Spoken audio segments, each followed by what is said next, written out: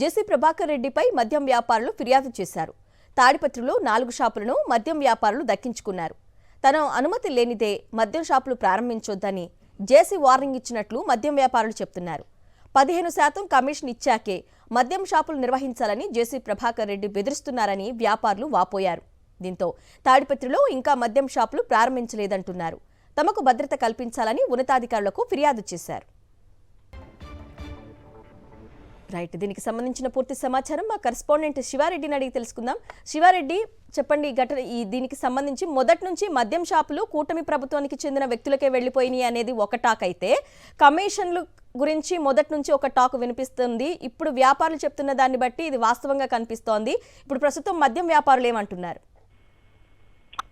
ఖచ్చితంగా, ఎందుకంటే ముఖ్యమంత్రి చంద్రబాబు నాయుడు ఆదేశాలను తెలుగుదేశం పార్టీ నేతలు ప్రజాప్రతినిధులు బేఖాతరు చేస్తున్నట్లు చాలా స్పష్టంగా అర్థమవుతోంది. మద్యం వ్యాపారంలో తన దూర్చవద్దని చంద్రబాబు చెప్తున్నప్పటికీ టీడీపీ నేతలు మాత్రం కమిషన్ల కోసం బెదిరింపులు, దౌర్జన్యాలను కొనసాగిస్తున్న వాతావరణం కనిపిస్తోంది. ఇప్పటికే మద్యం షాపులను చాలా చోట్ల దక్కించుకున్నారు.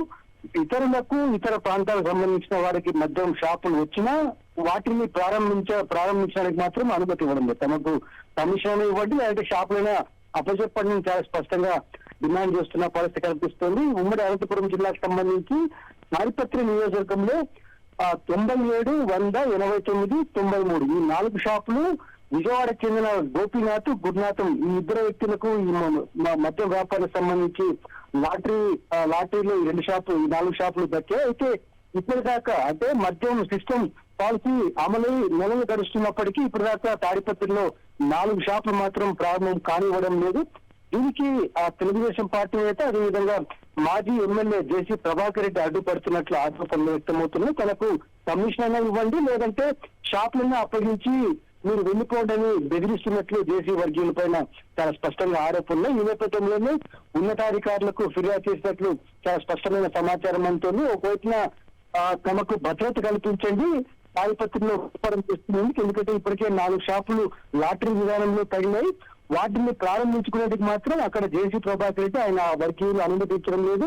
కమిషన్ ఇవ్వాలని పదే డిమాండ్ చేస్తున్నారు, లేకుంటే చంపుతామని బెదిరిస్తున్నారని చాలా స్పష్టంగా ఆరోపణలు వీరు చెప్తున్న పరిస్థితి కనిపిస్తున్నారు. అందుకే ఉన్నతాధికారుల దృష్టికి తీసుకెళ్తున్నాం. ఇప్పటికైనా సమస్యను పరిష్కరించి తాడిపత్రిలో 4 షాపులను యథావిధిగా నడుపుకునేందుకు అనుమతి ఇవ్వాలని మద్యం వ్యాపారులు గోపీనాథ్, గురునాథం వినతిపత్రం అందజేసిన పరిస్థితి కనిపిస్తోంది. దీనిపైన ఎట్లా స్పందిస్తుందో ప్రభుత్వం వేచి చూడాల్సిన అవసరం ఉంది. ఎందుకంటే స్థానికంగా ఉన్న ఎక్సైజ్ అధికారులు, పోలీసులు మాత్రం ఈ వ్యవహారం ఇప్పుడు దాకా జోక్యం చేసుకోలేదన్న ఆరోపణలు మాత్రం చాలా స్పష్టంగా వినిపిస్తున్నాయి. అరుణ.